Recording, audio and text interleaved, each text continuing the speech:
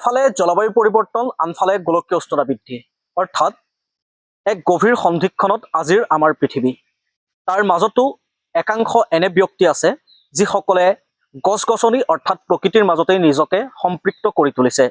মই আছো এখন বিশেষ অৰণ্যত আৰু এজন বিশেষ ব্যক্তিৰ কাষত, যিজন বিশেষ ব্যক্তিয়ে তেওঁৰ বুকুত এখন অৰণ্য কঢ়িয়াই লৈ ফুৰিছে আৰু সেই অৰণ্যখনৰ নাম দিছে দেৱ অৰণ্য। মই বৰ্তমান উপস্থিত আছো যোৰহাট জিলাৰ গৰুমৰা মাজুলী গাঁৱত, আৰু এই গৰুমৰা মাজুলী গাঁৱত এজন বিশেষ ব্যক্তি আছে যিজনে বহুবিঘা মাটিত এখন অৰণ্য গঢ়ি তুলিছে। আৰু সেই বিশেষ ব্যক্তিজনৰ সৈতেও কিছু কথা পাতিবলৈ আজি ৫ জুন বিশ্ব পৰিৱেশ দিৱসৰ দিনটোতেই তেখেতৰ কাষলৈ আহিছো আৰু তেখেতৰ পৰা কিছু কথা জনাৰ বৰ্তমান সময়ত চেষ্টা কৰিম। এইজনেই হৈছে সেইজন বিশেষ ব্যক্তি, নাম হৈছে দেহ বৰা। আজি বিশ্ব পৰিৱেশ দিৱস, গতিকে মই এইটোৱে আহ্বান কৰোঁ ৰাইজক, সকলোৱে যাতে দুটা এটাকৈ গছ পুলি ৰুৱে, আৰু গছ থাকিলেহে মানুহ থাকিব।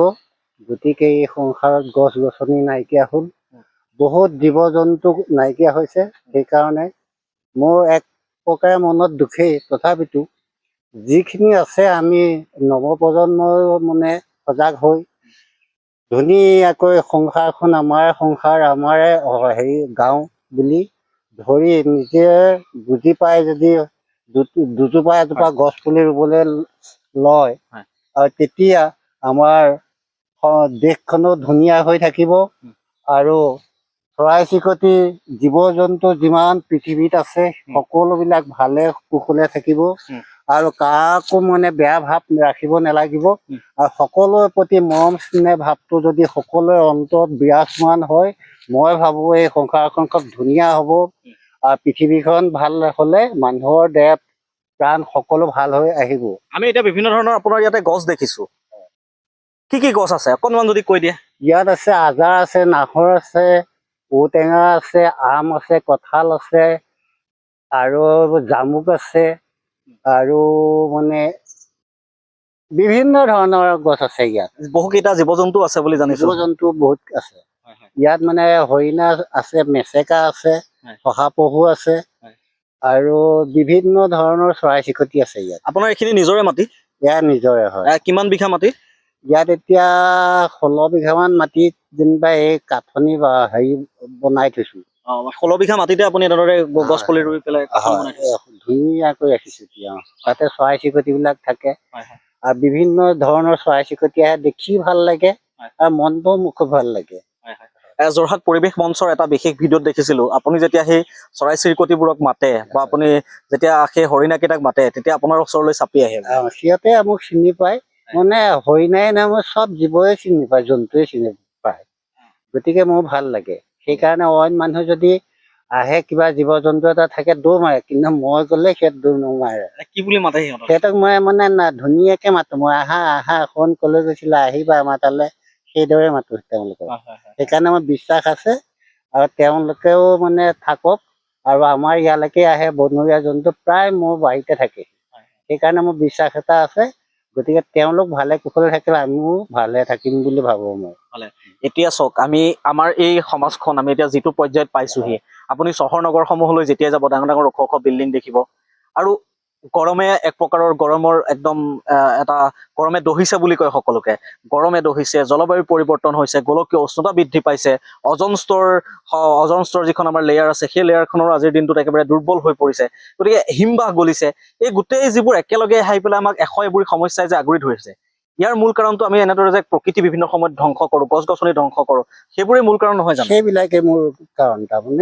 গছ থাকিলেহে মানুহ থাকিব। চব জীৱ জন্তু, গছ নহলে মানুহ নাথাকে, কোনো জীৱই নাথাকে।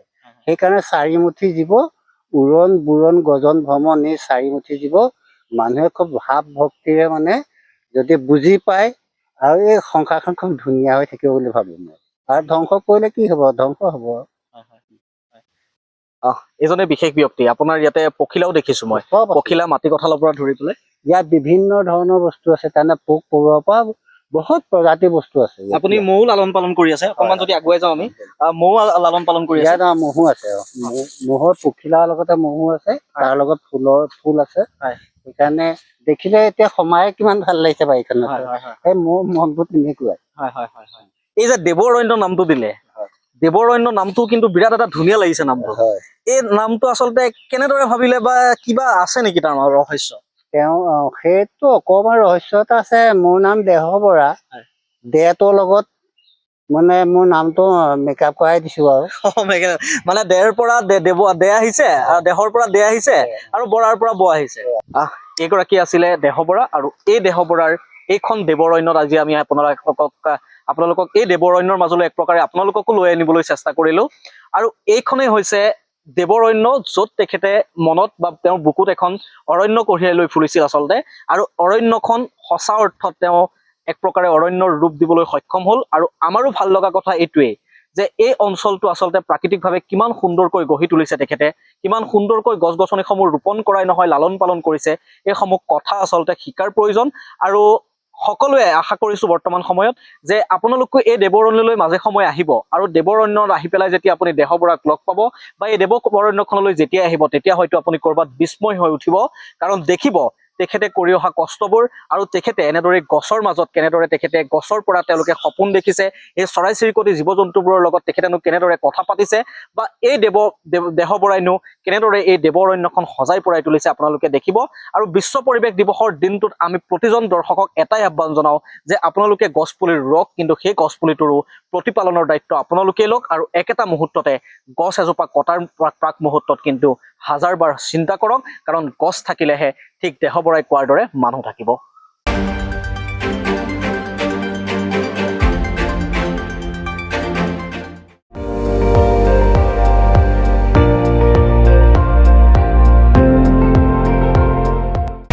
আপুনি চাই আছে ND24, সৰ্বশ্ৰেষ্ঠ নহয় সৰ্বোত্তমৰ দৌৰত।